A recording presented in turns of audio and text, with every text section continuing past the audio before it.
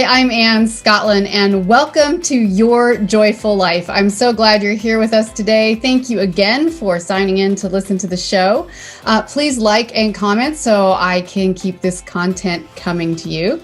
And please check out our other recent episodes. You can go to my website, www.annescottlin.com, to check those out and see what other good things we have coming down the road to you.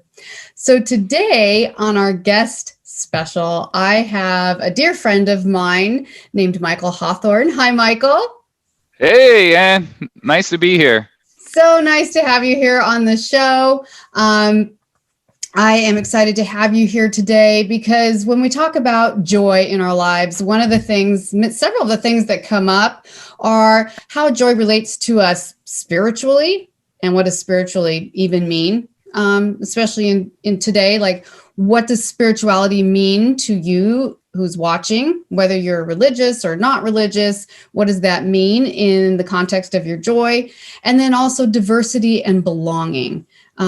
Spirituality, diversity, and belonging. So that is what we are going to talk about today. And I cannot think of a better person to have this conversation with than you, Michael. So my guest today, as I said, is Michael Hawthorne. He's the CEO of Halo Loop, which is a revolutionary digital platform designed to support your emotional and spiritual health. So that's a perfect place for this conversation. Michael, you and I have talked before, and I know we share a passion about bringing people spirituality and belonging in a world of diversity. Can you tell my audience what that means to you? Yeah, absolutely. And again, thanks for having me be a part of the show. Spirituality and belonging and diversity are terms that are definitely in the know with this generation. One of the things actually, and that continues to puzzle me is the notion of how is it that we live in one of the most connected generations of human history, given that we have like social media, air travel, phones, and TV, and etc. But yet more and more people feel disconnected and displaced. And I think there are many achievements that we can certainly be proud of, but to see that the data is showing that the demand for spirituality is skyrocketing is very telling. So for me, spirituality is none other about the connectivity that we have with our divinity. It's about that connection to that life force that's beyond, our scope of comprehension, right? And it's really tapping into, all the things that informs how we live and how we connect to others and how we basically just show up in terms of our connectivity to ourselves. But one of the things that, I am really hopeful, and just from the observation that I'm seeing in today's time is just the notion that a lot of people are connecting, with the ideal that I just want to be in tune with who I am. And I think we're seeing more and more people really kind of grab hold of that and really start to appreciate their uniqueness. And I think that's something that, is a huge win. And it's something that we all should be proud of as we go forward. Yeah, I think that's really amazing. And to your point about the world being more connected than ever, and yet people feeling more isolated. I mean, it's so ironic that this is happening, and who would have predicted that, right? Right. And we have hi Michael, we have electronic relationships so often now, as opposed to the personal and sitting down with someone in the room, which is kind of a luxury, especially in the current times we're living. So the idea that people are seeking out what feeds them spiritually again, especially. And I think often whenever there's any kind of crisis, whether it's national or, global, often we see people kind of turn towards spirituality. But, right now I feel like it's different because in many cases, people can't go participate in the spiritual, on the ground family environment that they would have normally done. It's harder. Their church or synagogue or mosque may not be open right now. They may not, maybe spirituality for them is their favorite meditation studio or yoga studio or a place where they get really grounded and connected and they can't go. So it's a really, really unique time. And I think it's perfect to hear more about Halo Loop, which we will in a little while, and how you are bringing spirituality to people where they are and connectivity as well, which is amazing. So it's not just for, the one person, it's a connectivity and a group environment as well, which is amazing. So when we talk about spirituality, I wanted to first ask you briefly, like, what brought you to this place in your life and to this work? And tell us your story. Why is this important to you? And why is it important to you to have a modern and accessible version of spirituality and connectivity that can meet people across a diverse culture? Absolutely. Well, my story is one of being a man of the cloth who struggled with his identity for a while, and who ultimately went through periods where I lost my community and lost my way at times, only to find out that it was a part of this sort of process of finding my calling. Being actually a South Carolinian, born in a little small town called Greenville, I actually came up in a very sort of minimum income household, and around the age of 15 is when I quote on sort of went into ministry, and it was such a weird thing, right? And my family wasn't particularly religious. We didn't necessarily go to church every Sunday or anything, and I actually remember days where it was just mostly my mother who would wake me up to go to church whenever she just felt enough energy, but somewhere in that I just became this inspired young guy, teenager, if you will, and decided that I wanted to, become a preacher. And so that's how I got my start into the ministry. So it's kind of like, just this, thing that just happened, and there's no history of anyone in my family who, did anything like this. Wow. Yeah. I mean, that's a little unusual. Yeah. Often, there'll be, inspiration, wider relatives or friends, that were, in some kind of spiritual ministry. So that's really interesting. And to such a young age too. Yeah. And what, and it's funny because my mother and I were just kind of talking about this a couple of weeks ago, and she would just, reminded me, she said, "Hey, you remember that you had just earned your first chore money." I don't know if kids even do chores nowadays, right? But, I don't either. So, and she said that, and I totally forgot about this. She said, I asked you where you wanted to go to spend your money, and your first item that you bought was a Bible. I was like, what? And I do kind of remember going into this little, sort of a little tiny bookstore in some storefront, and yeah, I bought a Bible. So it was just a really interesting time. But, to fast forward, it was a lot of pressure, being that young, who was just quote unquote going out here speaking at a lot of churches. I was getting called in so many different churches across the states. And as soon as I got to college, oh boy, did peer pressure start to set in. I really start to wrestle with, how do I be who I am, and yet still enjoy, college. And so, part of my life was really kind of understanding this dynamic between how do I connect with my spirituality, but at the same time live in a way that is really wholesome, and not feeling like I had to cut limbs off of myself to enjoy life. And so, I always felt like the story of Halo Loop was always being birthed through me. And so Halo Loop came around, believe it or not, when my family, years later, of course, after I got married, my wife and I settled in Atlanta. We had a beautiful faith community, and we moved to New Jersey and New York. And it was like, holy crap, how do we find that type of community? Mm-hmm. And so it became this very exhaustive process, and we still didn't end up finding a community that really met where we are.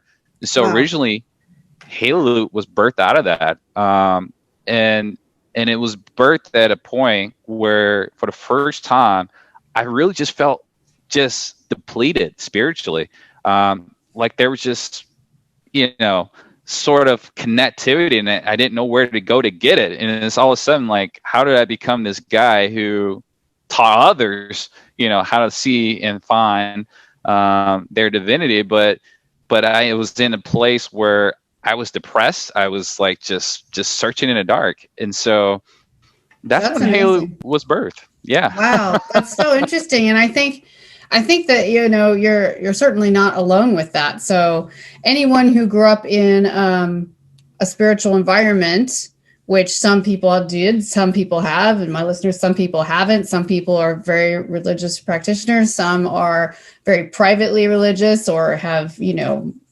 agnostic even, but they still are aware of their spiritual experience. But if you did grow up in an environment where you had sort of a spiritual family, an environment, a social support system, then it's very hard when people move out of that. And I think this goes back to what you talked about earlier, which is the fact that the world is getting such a smaller place. People fly more than they've ever flown until this year. People Right. move constantly. I mean, my viewers know that I'm in the process of a move. It's not as big a deal for some people as it used to be. I mean, the world is in constant motion, and for opportunities, for jobs, for personal reasons, whatever that is. But by having some of the flexibility that we often have now to make these choices, what happens is we lose our sense of community. We lose a sense of community on the ground, at least. Yes, we stay in touch with our friends virtually, but to what extent, and that's not the way it used to be. It used to be that moving far away was the exception, not the rule. And many people would stay in their same town or city for their entire life, right? Absolutely. So this is a new experience, and when you move, and I also think often of not just professionals and families, but college students is a great example of leaving your home environment, leaving your support system, your friends, your family. If you had a spiritual environment, your spiritual environment, and very often for many people, traveling far away and living in a dorm or living on a campus where you're just meeting new people. You don't have that existing system, and it can be very, very lonely. Not to mention a challenge to your spirituality. And I hear from your story that you had your wife and your children, and you moved for work, and still you felt like there's this disconnect, like you're here in this community, but you don't feel like you belong. Is that kind of what it felt like? Absolutely. You hit it right on the nail. And it's that type of experience that we see that a lot of Americans, a lot of people are having across the world. And it's not some, one sort of, phenomenon that's just happening. It's happening daily, where people are sort of moving, and they're just leaving their communities, and here comes that isolation almost, right?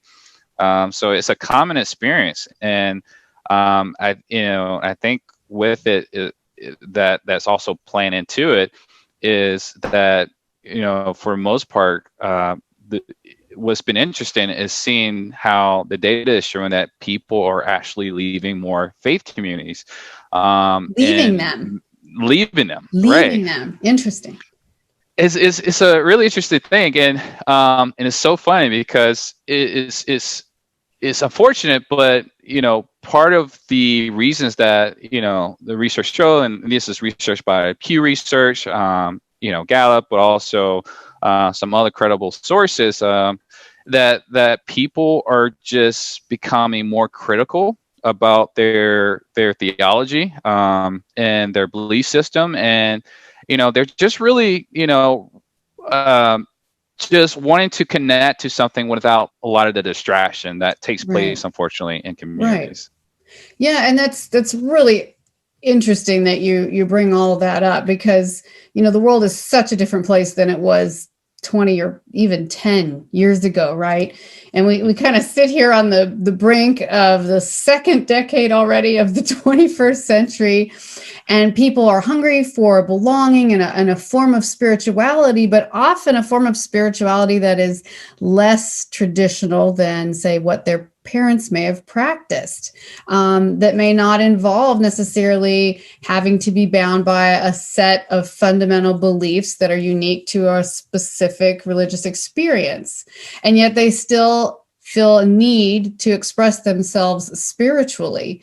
And I don't know, about you, but I know many people, including myself, who have, come on a long journey from very organized religious background, and then searching, in college, searching for your own truth, and then hitting huge bumps in the road and discouragement, and deciding that spirituality doesn't even exist, and then forget it, I'm just going to live without it.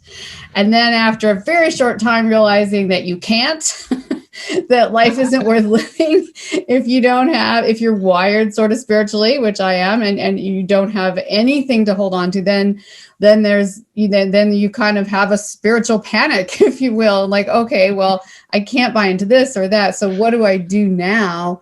And where can I find belonging? And where can I find meaning and purpose in this crazy world? So when you look at all of that, like people looking for a new form of spirituality, something different from what their parents practiced, then what kind of solutions do you envision?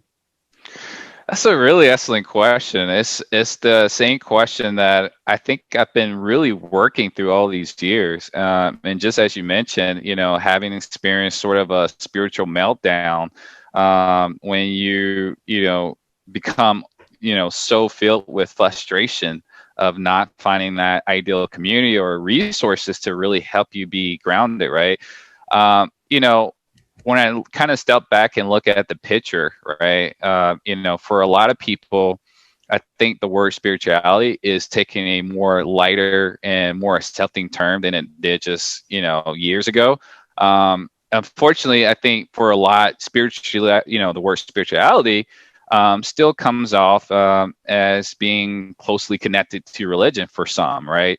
And so Yeah. it sets off a lot of unwanted triggers. But when looking at religion, it in its purest essence, it was really designed to be for a lot of cultures, a framework to help point and guide you to your divinity or to your enlightenment.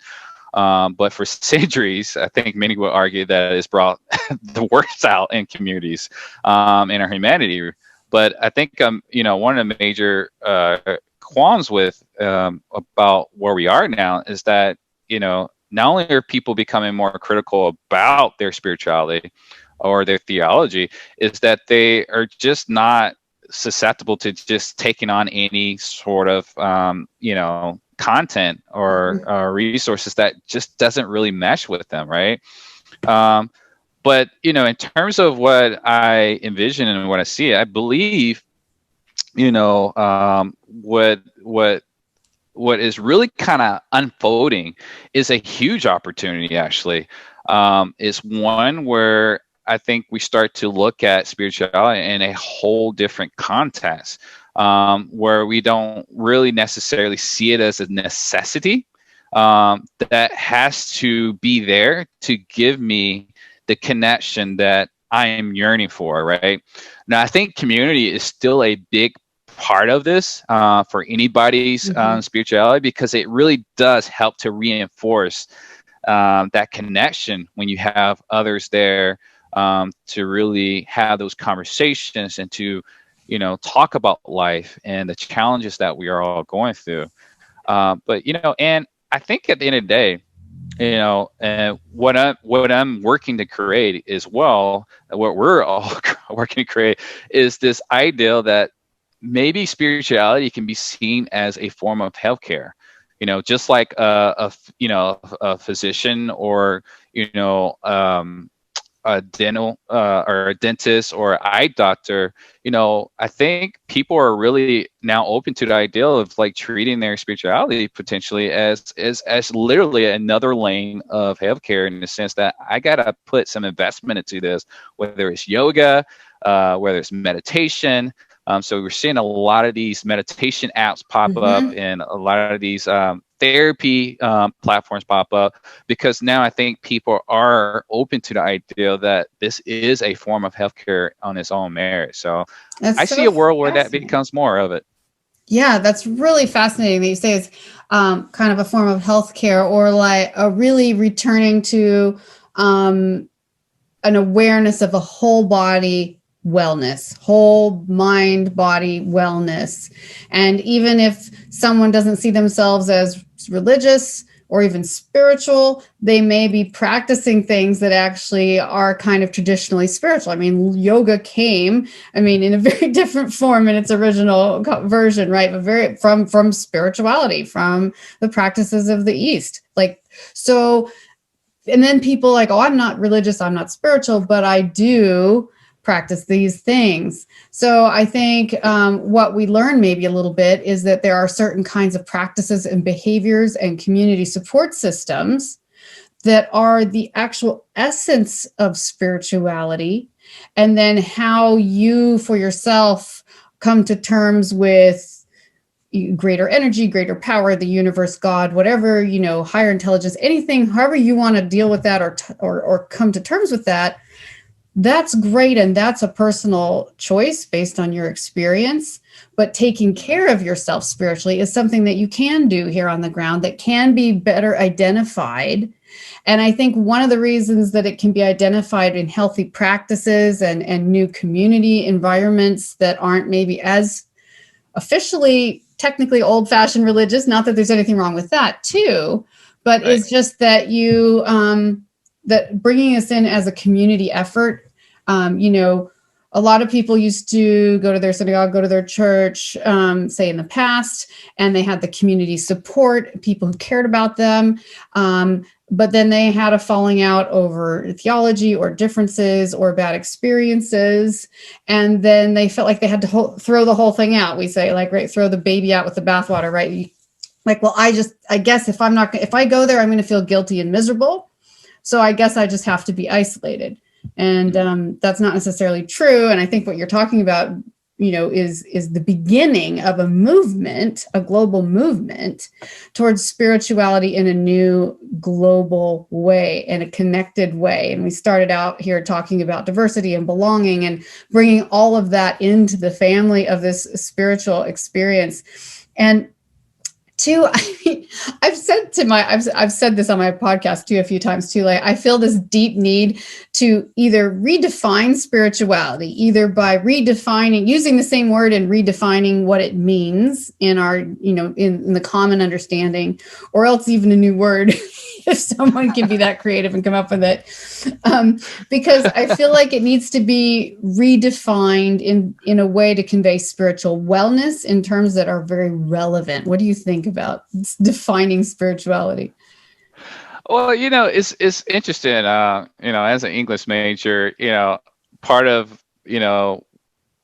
sort of the practice that you kind of take on is looking at the etymology of words. And what you see with the word spirituality is that it has significant advancements that is made through centuries, and how people viewed it or how they Sure. interpret it.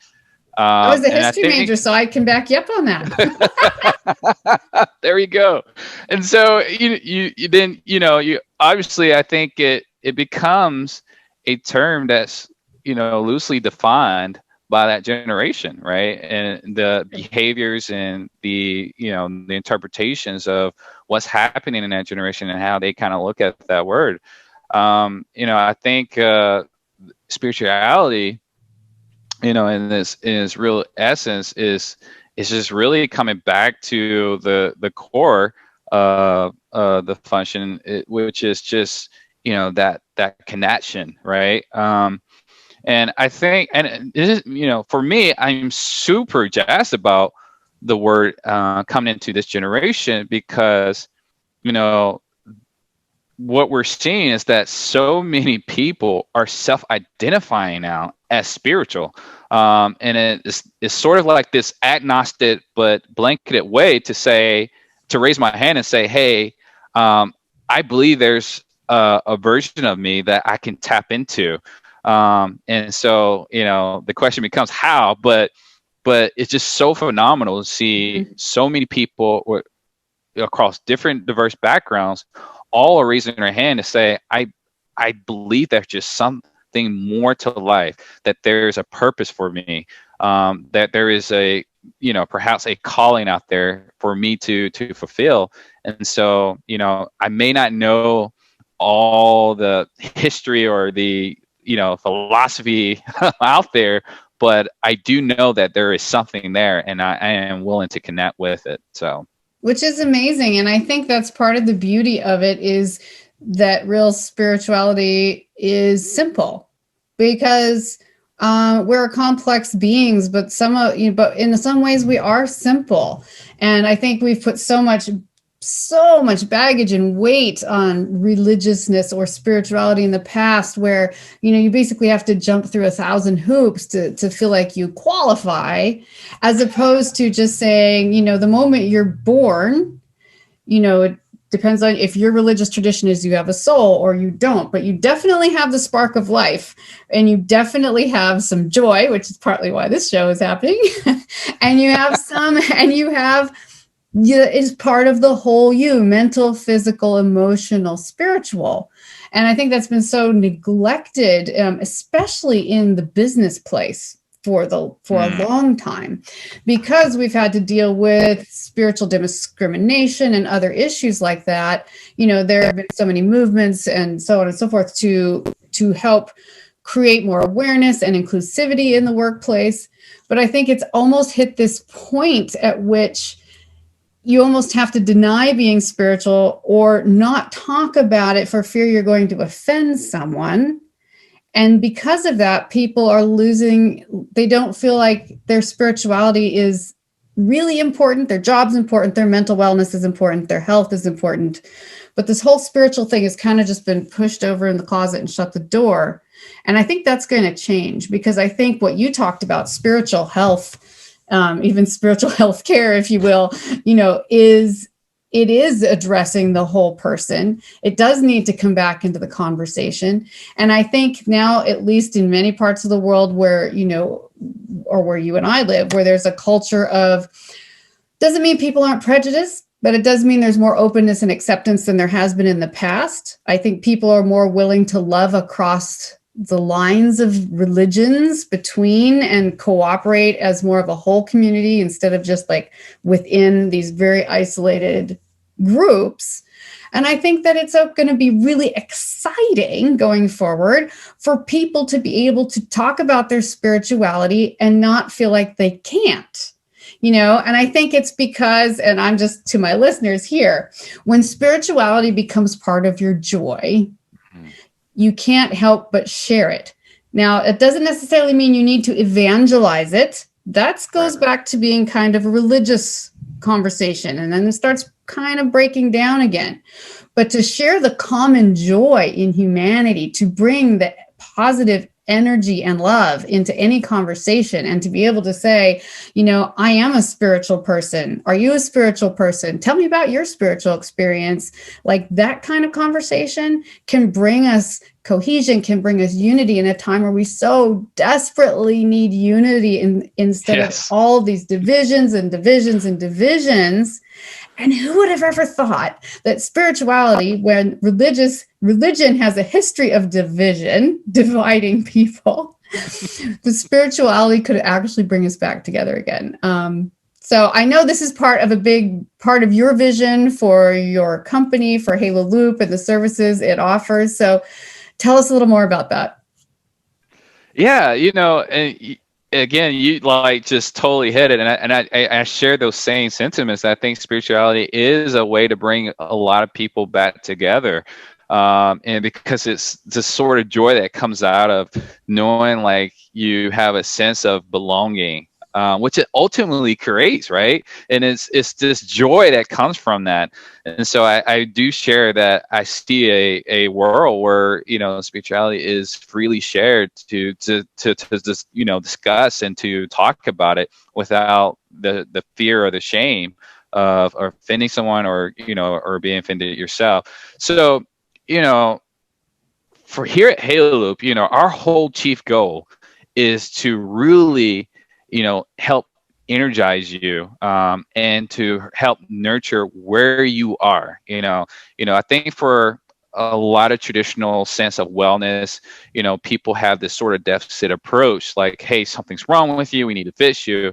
Or hey, here at Halo Loop, you know, we take the note, you know, we just want to be there to nurture daily, to help you tap more into what you're already possibly doing, and to just help you continually to, you know, see your goals, your dreams, and all of those things come true, right? And so That's amazing. part of that is, you know, this whole idea of spiritual wellness. You know, wellness, the term is such a trendy word now that it's, you know, for decades, I think, you know, but for, you know, the everyday person, it still may be a very ambiguous term. So the concept of wellness, by far, you know, just the notion that, you know, I think has a lot of opportunity, and especially when you connect the word spirituality to it, spiritual wellness. Mm-hmm. And so connection is important. And you heard me mention it earlier in the calls, because, you know, when we think about connection, it is the centerpiece of it all. You know, the word disease is broken down to dis-ease, which is a result of some sort of disconnection or disharmony, right? When you have eye problems, you go to an eye doctor to either get glasses or contact to reconnect something, right? Or if you have a toothache, you go to a dentist and, you know, fix your tooth because there has been some type of disconnection that's causing that discomfort, right? So our spiritual essence is always with us, but how many of us are actually connected to it? And so the notion of spiritual wellness is really about that connection to our divinity. And so, you know, the awesomeness is whether you believe there is a creator or not, we have the authority to connect to it, and it's your choice, but it's there. And so, you know, why not tap into it, to you know, ultimately have this possibilities of life, that you can really grab hold on to. And so that's what Halo Loop is about at the end of the day. It's about being able to be there for you so that you can have that connection, with that divinity inside of you, and really take life to the next level, and whatever that looks like for you.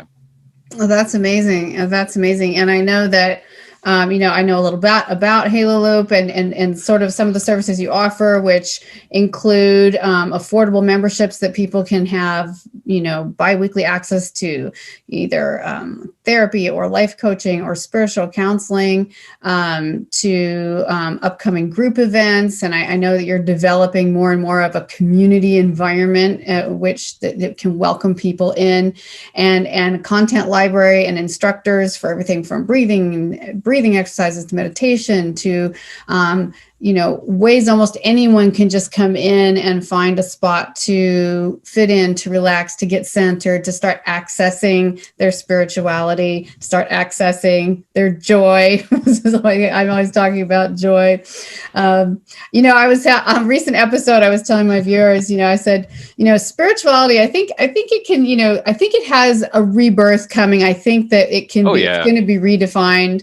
I said, but if for some reason you still can't use that word, if you know, using the word spiritual is somehow bothering you, then I also like the word spiritful, which is spirit full. My spirit is full, because that takes away any connotations for someone who really has an issue that's sounding religious or whatever. It's like, if it's spiritful, it means my spirit's full. And if you're if your endeavor is to bring joy to your life and joy into the world and to make other people's spirits full, then how could that possibly be a bad thing, right? Exactly. And doesn't mean you have to buy into any one thing at all. Right. But yeah, well, it's been absolutely wonderful having you here, Michael. I'm super excited about your vision. I'm super excited about what that means in the world for people's spirituality, so their spirits are full, and for people's joy. You know, because I don't particularly talk overtly about spirituality, but I do definitely recognize the fact that it is a deep part of a human being. And some of you out there are really connected to yours, and that's amazing. Keep sharing the joy with those around you. And some of those of you who are feeling isolated, or, you know, who are feeling disconnected from a spiritual support system or your overall well-being, then stay connected. Check out Halo Loop. Keep coming back here for more on joy, which is our entire theme for the foreseeable future. You can check out more about me on my website, which is Anne Scottlin. That's www.annescottlin.com. You can check out Michael at Halo Loop. That's Halo, like a halo on your head, a Halo Loop, HALOOP, haloloop.com. And you can also, if you haven't signed up already, you can reach out and become part of my Twitter family. That's at Anne Scottlin for several doses of daily inspiration and motivation. Thank you, Michael. You have motivated and inspired me today. I feel more joyful. Thank you for having this conversation and so generously sharing your time with me and our viewers. So have a wonderful day and experience joy. Absolutely. Thank you, Anne. It was a pleasure. Bye. Bye.